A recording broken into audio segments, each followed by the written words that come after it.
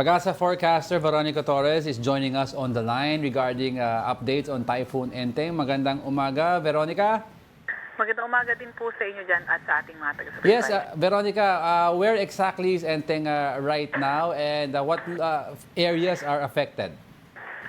Currently, si Enteng ay nasa may coastal waters ng Lawag City as of 7 a.m.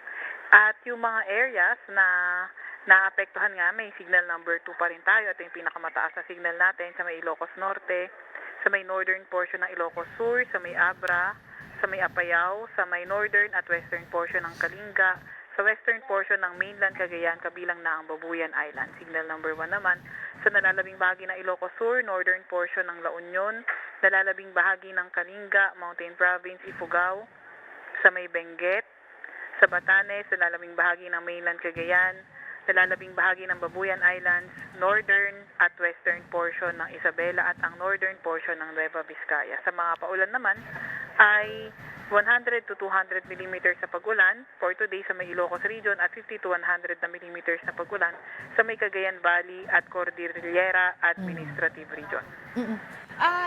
Sa iba pong lugar ngayon, tahimik po, no? Wala na mga pag-ulan. Pero syempre, we would like to know kung aasahan ba natin habang palabas ito ng bansa si Enteng, nalalakas pa ba? At syempre, kung kailan po ba talaga palabas itong si Enteng sa Philippine Area of Responsibility?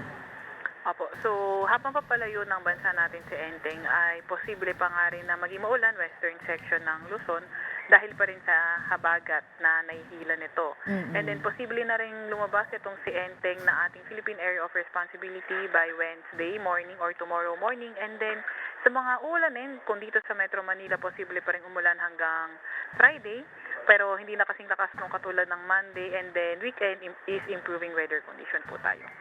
Yes, Veronica, kahit palabas na itong si Enteng at makalabas na ito, will this still affect yung habagat that will bring about rains? And are we also looking at another weather system?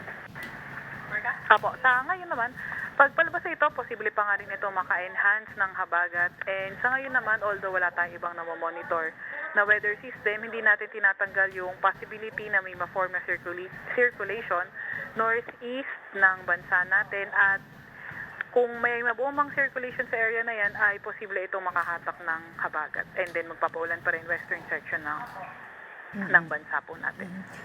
Miss Veronica, kasi po ng mga bandang 2:00 kanina, sabi nila medyo humina nga daw po itong si Bagyong Enteng nung siya ay papunta ng mga Cordilleras. Tapos nung mga banda sa may pa-West Philippine Sea na siya medyo lumalakas din. What's the science behind that po?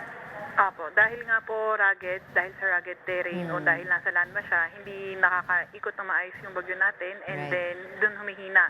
Sa dagat kasi mas smooth yung circulation niya kaya nakakaipon ito ng lakas. Okay, finally, Veronica, I'd like to ask, no, it's September already and of course, ang dami nagtatanong, do we expect yung temperature natin medyo lalamig na ng konti kasi amihan is just around the corner? Apo, so possible pa nga rin tayo na during bare months na mas yung mga malamig na panahon, posible naman yung pagbaba ng temperatura. Although ang pinakamababa usually is during January, February.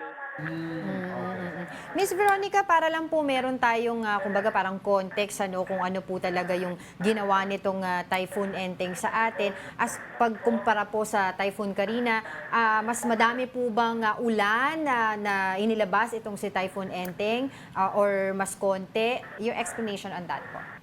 Apo, so check pa din natin yung mga makuha nating data. Although nung mga nakaraang araw, nung September 1, yung consolidated nating rainfall ay nakita natin mataas yung paulan sa may bandang eastern part ng Southern Luzon area. Mga Camarines Norte ay yung nakatala nung nakaraan ng mataas na pagulan. Although yung mga sumunod naman na araw, titingnan natin kung ano yung naging pinakamataas and then medyo magkaiba din kasi sila ni Karina. Itong si Enteng napakalapit sa landmass natin.